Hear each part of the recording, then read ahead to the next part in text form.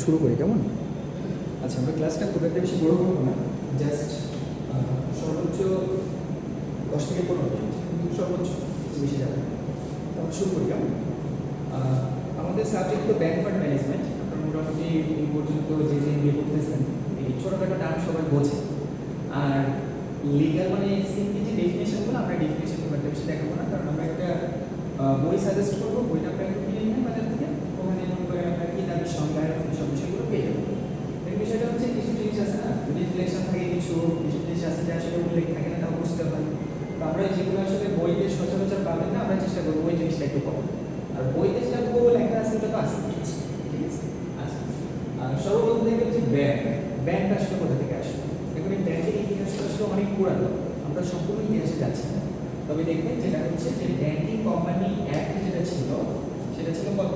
1991 সালে। এই 1991 সালে ব্যাংকিং কোম্পানি অ্যাক্ট অনুযায়ী যেগুলো হচ্ছে সুনির্দিষ্টভাবে জনগণ বা মানুষের কাছ থেকে অর্থ সংগ্রহ করবে এবং সেটা কি করবে আবার বিনিয়োগ করবে। বিনিয়োগ করে প্রফিট অর্জনের মাধ্যমে যারা কি করে ব্যবসা পরিচালনা করে, এটাকে সাধারণত আমরা কি বলে থাকি? ব্যাংক হিসেবে আখ্যা দিয়ে থাকি। দেখবেন এখানে কিন্তু মানে এর যে প্রসিডিওর, এই প্রসিডিওর দেখবেন যে এই অ্যাক্টে যেভাবে বলা আছে সেভাবে এটা কাজ করে। কিন্তু এটা কাজ করে দেখবেন যে আপনার কিছু কোম্পানি আছে, যেসব banking company recently Bangladesh bank যেভাবে আসলে কি করছে ইনস্ট্রাক্ট করেছেন সব ব্যাংকে। এখন দেখেন সব ব্যাংকে শেষে পিএলসি লেখে। পিএলসি লেখে না, পাবলিক লিমিটেড কোম্পানি। আর যদি মনে করেন আপনার যদি পাবলিক লিমিটেড কোম্পানি মানে যদি প্রাইভেট লিমিটেড কোম্পানি হবে তাহলে কি লিখতো? লিমিটেড ছিল, আগে তো লিমিটেড ছিল। আর লিমিটেড থাকলে আমরা বুঝতে পারতাম না যে আসলে এটা পাবলিক লিমিটেড নাকি প্রাইভেট লিমিটেড। তখন কি লিখতো? Private limited. তাহলে একই আসে পিএলসি আসে। তাহলে আমরা বুঝতে পারতেছি না কোনটা পাবলিক আর কোনটা প্রাইভেট। তখন যদি এটা প্রাইভেট লিমিটেড হতো তখন হয়তো একটা শুধু লিমিটেড কোম্পানি অথবা লিমিটেড লায়াবিলিটি কোম্পানি। বুঝে গেল? তাহলে এবার বোঝা যাচ্ছে না? এবার কি একটা সম্ভাবনা আছে কোনো? একটা সম্ভাবনা নাই। তো সাধারণত দেখা যায় এলএলসি বা এলসি এই দুইটা দ্বারা লিমিটেড কোম্পানি অথবা লিমিটেড লায়াবিলিটি কোম্পানি। তার মানে এই দুটো হচ্ছে কি প্রাইভেট যে কোম্পানি আছে সেটা হলো কি অ্যাক্রোনিম বা ছোট অংশ। আর পিএলসি মানে আমরা এটা বুঝতেছি পাবলিক লিমিটেড কোম্পানি। তার মানে এটা যে কোনো সময় জনগণের কাছ থেকে কি করতেছে, ইনিশিয়াল পাবলিক অফারিংস এর পর থেকে শুরু করে যে কোনো সময় জনগণের কাছ থেকে অর্থ সংগ্রহ করতেছে মূলধন হিসেবে। তো এই ছিল মোটামুটি এটা বেসমেন্ট। এখন বিষয়টা হলো দেখেন এখন কিন্তু আবার এটা মানে ডেকোরাম বা বিভিন্ন পদ্ধতি বা একটা গঠন এটা আলাদা, একটা ভাবে মূলধন সংগ্রহ করতে পারে। বেসিক্যালি আমরা ব্যাংক বলতে কিন্তু এই বিষয়টা মনে রাখবো যে একটা হচ্ছে প্রাইভেট লিমিটেড আর একটা হচ্ছে পাবলিক লিমিটেড ভিতরে আসবে। প্রাইভেট লিমিটেড যেটা আমরা সেগুলো দেখে বুঝতে পারবো যে শেষে কোনটা আছে, লিমিটেড কোম্পানি আছে অথবা লিমিটেড লায়াবিলিটি কোম্পানি থাকে, প্রাইভেট লিমিটেড কোম্পানি। আর অনেক সময় দেখা যায় কিছু লেখাও থাকে না, যেমন দেখবেন যে বেসরকারি যে প্রতিষ্ঠানগুলো ওগুলোর পিছনে কিন্তু এরকম কিছু লেখা থাকে। যদি লেখা না থাকে তাহলে আপনি ধরে নেবেন এটা কি প্রাইভেট লিমিটেড। বুঝলেন? আর যদি পাবলিক লিমিটেড হয় তাহলে বাধ্যতামূলক ওটা লিখতে হবে। যেমন দেখবেন এখন সকল ব্যাংকের পেছনে সুন্দর করে লেখা পিএলসি। কারণ কি? কারণ যাতে মানুষ বা ইনভেস্টর বিষয়টা দেখে বুঝতে পারে, তাদের জন্য তথ্যের বিভ্রান্তিতে না পড়তে হয়। আর একটা বিষয় আছে দেখবেন, আমরা প্রায় কনফিউজে চলে যাই। কোম্পানি একটা কর্পোরেশন একটা কর্পোরেশন এই আসলে একটু কনফিউজিং হয়ে যায়, যেটা কোনটা কোম্পানি কোনটা কর্পোরেশন, এই ডিফারেন্স কি বোঝেন? কর্পোরেশন একটা পার্টনারশিপ হতে পারে, প্রপার্টনারশিপ হতে পারে। আর কোম্পানিটা হচ্ছে বোর্ড অফ ডিরেক্টরসের মাধ্যমে লিমিটেড যেটা হয় প্রাইভেট লিমিটেড ওটা। না ঠিক আছে, মানে এটা কি এই যে মনে করেন আপনার আমরা যে কোম্পানিগুলো করি এটা তো পার্টনারশিপের মাধ্যমে হয়ে যাবে। হ্যাঁ মানে না, এখন এই যে মানে এই কনসেপ্টটা এর উপরে আসলে কি পার্থক্য খুব একটা বেশি নেই। এটা হচ্ছে ব্রিটিশ, এটা হচ্ছে আমেরিকান। বুঝতে পারছেন? আমেরিকান যে অংশগুলো আছে ওরা হচ্ছে এটাকে নতুন করে কর্পোরেশন হিসেবে সংজ্ঞায়িত করছে। যে ঠিক আছে মনে করেন আমাদের একটা জিনিস আছে না, যে মনে করেন মাথার চুল, আমরা বাংলায় চুল বলি, ওরা বলে যে না এটা তো হেয়ার। হ্যাঁ, তখন তো বলবো যে না চুল আর হেয়ারের ভিতরে পার্থক্য কি। বিষয়টা হচ্ছে এরকম আর কি। বুঝতে পারছেন? একটা হচ্ছে ব্রিটিশ, যে ব্রিটিশরা এই যে সিস্টেমটা এই জিনিসটাকে কর্পোরেশন আনতেছে। আর প্রাইভেটটাকে হ্যাঁ মানে ওই ওই কোম্পানি নাম আছে প্রথম যখন করছে। পরবর্তীতে আমেরিকানরা যখন আসছে তখন ওরা করছে কি একটু স্ট্রাকচার আপডেট করছে। স্ট্রাকচার আপডেট করে বলছে যে না আজকে থেকে আমরা এটাকে কর্পোরেশন নামে ডাকবো। এই হচ্ছে মূল জিনিস। তাছাড়া কোনো কিছু নেই। দেখবেন আমেরিকান আগে নতুন যে কোম্পানিগুলো আছে সব কিছু দেখবেন সেটা কিন্তু কর্পোরেশন লাগে। এবং আগে যেমন কোকাকোলা কোম্পানি, কিন্তু কোকাকোলার আগের যে সিস্টেম ছিল মানে কর্পোরেশনের এই প্রসিডিউর ঘোষণার আগে তখন কিন্তু ওরা এটাকে কোম্পানি হিসেবে লিখে রাখছে। বুঝলেন? এটা কিন্তু কনফিউজ হওয়া যাবে। শুরু হচ্ছে টাইমলি শুধুমাত্র প্রাইভেটের জন্য না পাবলিক লিমিটেড কোম্পানিগুলোকে কর্পোরেশন বলে। হ্যাঁ, পাবলিক লিমিটেড কর্পোরেশন মনে করেন মানে company private public corporation private শুরু হচ্ছে সময়, যেমন একটা নির্দিষ্ট সময় পরে আমেরিকা বলছে কি না আমরা ওই জিনিসটাকে একটা আপডেট করে কর্পোরেশন হিসেবে চালাবো। এরপরে হলো আমরা কোন এক নম্বরে ছিলাম। এক নম্বরে তো মোটামুটি বেসিক কনসেপ্টে ক্লিয়ার করা। এরা করবে কি দেখবেন এই টাকার ব্যবসা কিন্তু অনেকেই করে, কিন্তু তাকে এই নিয়ম মেনে যদি করে তাকে আমরা মোটামুটি ব্যাংক হিসাবে নাম দিই। ঠিক আছে? এখন মনে করেন এটা যদি আমরা কিতাবে সংজ্ঞা করি তাহলে 1991 সালে ব্যাংকিং কোম্পানি অ্যাক্ট আছে, আপনি অনলাইনে সার্চ করে পেয়ে যাবেন। দেখবেন ওর প্রথম প্যারাতে সংজ্ঞা দেওয়া আছে। তো হুবহু সংজ্ঞা পড়াইতে গেলে এখন মনে করেন অর্থ না, ওইটা আপনার খুব একটা প্র্যাকটিক্যাল লাইফে দরকার না, বাট আপনি কনসেপ্টটা যদি ক্লিয়ার করে নিয়ে যান বিষয়টা হলো অ্যাপ্লাই করা। যেমন মনে করেন মেডিকেলের স্টুডেন্টরা যেভাবে শিখে যদি সঠিকভাবে অ্যাপ্লাই করতে না পারে তাহলে এটা কি হয় না, এটা কাজে দেয়। এটা শুধু মনে করেন সিম্পল ওখানে না, এই দুনিয়ার সব জায়গায় আপনি যেটা শিখলেন সেটা যদি ব্যবহারযোগ্য না হয় তাহলে কিন্তু এটা নাম থাকছে। 2 নম্বরে আমরা আছি ফান্ড। আচ্ছা, ফান্ড কি বলেন?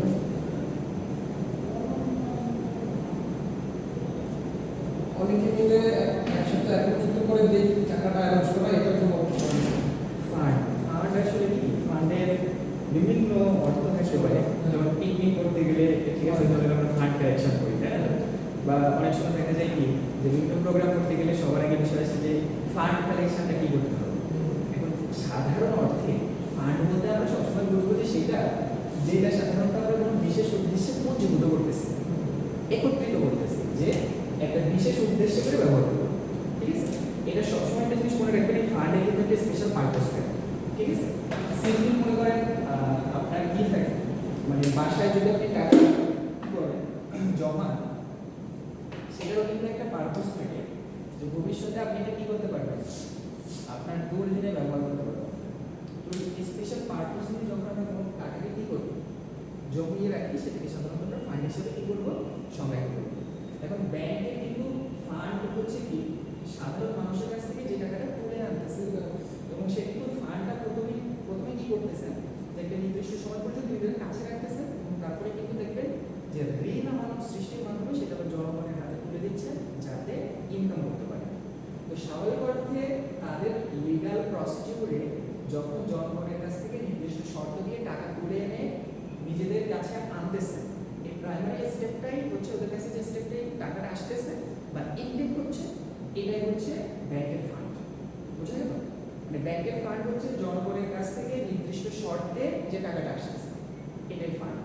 দেখবেন আমরা কিন্তু ফ্রি কোনো জিনিস কাউকে দিই মনে করেন এই কিন্তু ম্যাচ পিপল, এই ম্যাচ পিপল কিন্তু কি করতেছে যে কোন একটা কন্ডিশন শুনতেছে যে ঠিক আছে আপনাকে ফিক্সড ডিপোজিট দিচ্ছি, বলতে ইয়ারলি 5% হারে বা 3% হারে কি করব, রিটার্ন দিব বা ইন্টারেস্ট দিব। তখন কিন্তু দেখবেন এই টাকাটা কি আসতেছে, ব্যাংকের হাতে আসতেছে। এই ব্যাংকের হাতে এই যে ফ্লোটা আসলো, এই ফ্লোটা হলো ফান্ড। এবং দেখবেন এটা কিন্তু আমরা কন্ডিশনস, মানে এই টাকাটা আসতে গেলে কিন্তু আপনাকে কন্ডিশনের ভেতর দিয়ে আসতে হচ্ছে, এমনি কিন্তু কেউ দিচ্ছে না। আপনাকে কন্ডিশন পার্সেন্ট দিতে হচ্ছে, হয়তো 5% অথবা 3% পার না, এটা অবস্থার উপর ভিত্তি করতেছে। বুঝলেন? তার মানে হচ্ছে ফান্ড হচ্ছে সেটা যেটা মানুষের কাছ থেকে আপনি শর্ত সাপেক্ষে গ্রহণ করতেছেন, এটা হচ্ছে ব্যাংকের ফান্ড। এরপরে হলো ম্যানেজমেন্ট। ম্যানেজমেন্টের বিষয়টা তো আপনি সিম্পলি বোঝেন যে যে কোনো জিনিস আপনি কি করতে পারবেন, সাধারণভাবে যে কোনো একটা প্ল্যানিং করবেন এবং কন্ট্রোলিং করা পর্যন্ত যে যাবতীয় কাজ, এটা হচ্ছে ম্যানেজমেন্ট। প্ল্যান মানে তো বোঝেন the blueprint of future activities. আমি কালকে কি করব বা 2 বছর পরে কি করব তার একটা কাজ করাটাই হচ্ছে আমার ম্যানেজমেন্টের একটা অংশ। এবং এই কাজটা করে আমার যেখানে যেখানে ভুল হয়েছে সেটাকে কারেক্ট করাটাই হচ্ছে সর্বশেষ, মানে কন্ট্রোলিংটা হচ্ছে লাস্ট স্টেপ। তার মানে ম্যানেজমেন্টে এসে এখানে কিন্তু সার্কেল বা এই সাইকেলটার একটা অংশ, যে আমি কোনো কারণে যদি ফান্ড কালেকশন ভালোভাবে না করতে পারি, তখন আমি কিন্তু ওই সাইকেলটা ঘুরে দেখতেছি যে কোন সাইকেলটা আমার সমস্যা হচ্ছে, যে আমি কি এই জনগণকে আসলে সঠিক মেসেজটা দিতে পারতেছি না, আর তাদেরকে আমরা যেটা বোঝাতে চাচ্ছি তারা সেটা বুঝতে পারতেছি। যেমন দেখবেন করোনা ভাইরাস যখন প্রথম আসে, তখন কিন্তু আমরা করছিলাম যে সামাজিক দূরত্ব মেনটেন করতে হবে। তো তখন সবাই গেল যে সামাজিক দূরত্ব কি, তখন বললো যে মিনিমাম 3 ফিট দূরত্ব বজায় রাখবে। এখন ঢাকা শহরে মনে করেন যে প্রায় 5 লাখ রিক্সা চালক আছে, এরা কি 3 ফিটের দূরত্ব বোঝে? এদেরকে যদি আমরা বলতাম 3 হাত দূরে থাকবে, এইটা হচ্ছে কমিউনিকেশন ব্যারিয়ার। বুঝতে পারছেন? মানে আপনাকে এমন একটা কমন ল্যাঙ্গুয়েজ ব্যবহার করতে হবে যেটা ওরা বুঝতে পারে। ফুট হিসাব, মিটারের হিসাব, এই হিসাবটা আপনি সাধারণ মোটামুটি যারা এখন শিক্ষিত ওদেরকে বললে ওরা কিন্তু একটু কনসেপ্টটা বুঝতে পারবে যে হ্যাঁ 3 ফুট মানে 12 ইঞ্চি মানে এতটুকু যেটাতে আসতেছে। কিন্তু আমরা যখনই কাউকে কোনো কি করবো, মোটিভেট করবো, ইনস্ট্রাকশন দেবো, সবসময় মাথায় রাখতে হবে ও যে ভাষাটা বোঝে, ও যে কথাটা বোঝে, ও যে কথাটা ফিল করতে পারে, আমাকে ওই ভাষাটাই ব্যবহার করতে হবে। যেমন আমরা সামাজিক দূরত্বে কিন্তু 3 ফুট ব্যবহার করবে না করে শুধু বলতাম 3 হাত, বলে ছোট যে বাচ্চাটা ও যেমন কথা বলতে শিখছে, ও বুঝতো একেবারে মনে করেন এটা বোঝে না, এটা প্রবাবিলিটি 0%, কিন্তু 3 ফুট এটা বোঝে না, এটার প্রবাবিলিটি অনেক বেশি। বুঝে গেল? তো এই কাজটা যখন আমরা করবো তখন এরকম দেখবো যে আমাদের যদি টোটাল সাইকেলের প্রথমে যদি কোথাও ঢোকা হয় সেইটা কি করা, সমস্যাগুলো দূর করা। তারপরে আসবে ফান্ড ম্যানেজমেন্ট গেল, এবার আসছে 5 নম্বরে bank fund management. Bank fund management হচ্ছে ব্যাংকের একটা নির্দিষ্ট উদ্দেশ্য থাকে, তাই না? উদ্দেশ্য থাকে না বলে এই নির্দিষ্ট উদ্দেশ্যে আমরা যখন একটা কাজ করব, আমরা যদি মনে করেন এরকম একটা সাইকেল ধরি, এখানে টাকা কালেক্ট করতে হবে, এখানে ইনভেস্ট করতে হবে, এখানে ইনভেস্ট করতে হবে, লাভ করতে হবে, আবারও সাইকেলটা পুনরাবৃত্তি করতে হবে। আমরা এখানে মনে করেন যে ফান্ড মনে করেন কালেকশন, সর্বপ্রথম যখন ফান্ড কালেকশন করবে, তারপরে সেই ফান্ড কালেকশনটা ইনভেস্ট করবে, ঠিক আছে? ইনভেস্ট করার পরে তারপরে কি করবে, রিটার্ন কালেকশন করবে, ঠিক আছে? তারপরে হচ্ছে এখানে কন্ট্রোলিং রাখবে যে যদি কোনো জায়গায় কোনো একটা সমস্যা হয় তাহলে সেটা আবার মীমাংসা করার ব্যবস্থা করবে। দেখেন এই স্ট্রাকচার কিন্তু চলতেই থাকে, ব্যাংকের কাজগুলো চলতেই থাকে না? এই যে টোটাল যে প্রসিডিউর, যে আপনি ফান্ড কালেকশন করবেন, সেটা ইনভেস্ট করবেন, রিটার্ন নেবেন, আবার কন্ট্রোলিং যেখানে বলেছে সেটা কালেক্ট করবেন, আবার ফান্ড কালেকশন, আবার ইনভেস্টমেন্ট, আবার রিটার্ন করে ইন্টারেস্ট, আবার কন্ট্রোলিং, আবার ফান্ড কালেকশন, এই যে টোটাল চক্রটা এটাই হচ্ছে মোটামুটি ব্যাংক ফান্ড ম্যানেজমেন্ট। বুঝলেন? এখন আমাদের বর্তমান ব্যাংকিং সিনারি দেখবেন যে প্রচুর পরিমাণ খেলাপিলি। খেলাপিলির প্রধান কারণ হচ্ছে কি বলতে পারেন? প্রধান কারণ কোনটা? দুর্নীতি। না, দুর্নীতি তো আছে, তারপরে একটা ভালো কারণ আছে। দুর্নীতি সবচেয়ে বেশি মেজর কারণ। দুর্নীতি তো মনে করেন কন্ট্রোলিং এর আওতায়। দুর্নীতিটা হচ্ছে একটা কমন নেম। আমাদের দুর্নীতির ভিতরে একটা পারফেক্টলি একটা পয়েন্ট হয়ে থাকে, কারণ দুর্নীতি করলে তো আমরা বুঝবো যে মাথা থেকে পা বসবে। আমাদের ডিফল্ট মানে প্রধান কারণ হচ্ছে ভ্যালুয়েশন প্রসিডিউর। যখন আমরা কোলাটেরাল রাখি, আমাদের এই ডাস্টারটার দাম কত? 15 টাকা। এখন আমি যদি এই ডাস্টারটা 5,000 টাকায় জামানত রাখতে পারি, তাহলে আমার লাভ হলো না লস হলো? লস হলো। মানে আমি রাখতে পারি, মনে করেন আমি ব্যাংক থেকে 5,000 টাকা লোন নিই, এখন ব্যাংক থেকে 5,000 টাকা লোন নিতে গেলে সে তোমার কাছে কোলাটেরাল চাইবে যে ঠিক আছে আপনি 5,000 টাকা লোন নেবেন, ভালো কথা, আপনি আমাদের 10,000 টাকার যে কোনো সম্পত্তি কোলাটেরাল হিসেবে রাখেন, তারপর আপনি যদি পরে এই টাকা নিয়ে 5 বছর পরে চলে যান, আমরা ওই সম্পত্তিটা কি করবো, অধিগ্রহণ করে। এখন আমি দেখলাম এই ডাস্টারটার দাম হচ্ছে 100 টাকা, মানে এই মনে করেন 10 টাকা, মানে এই 10 টাকা জিনিস কোলাটেরাল রেখে যদি আমি 5,000 টাকা লোন নিয়ে আমার লাভ হলো? কখনোই পরিশোধ করবে না। কারণ কি ওই ডকুমেন্টে কোনোদিনই ওই লোন পরিশোধ হবে না, আর তাকে লিগালি ধরা যাচ্ছে না, কারণ সেটা আমার কাছে ডকুমেন্টটা দুর্বল। বুঝতে পেরেছেন? এটা হচ্ছে খেলাপির মূল কারণ। কারণ কি ওই ডকুমেন্টটা যখন করা হয়েছে তখন এটা ভেরিফাই না করে করা হয়েছে।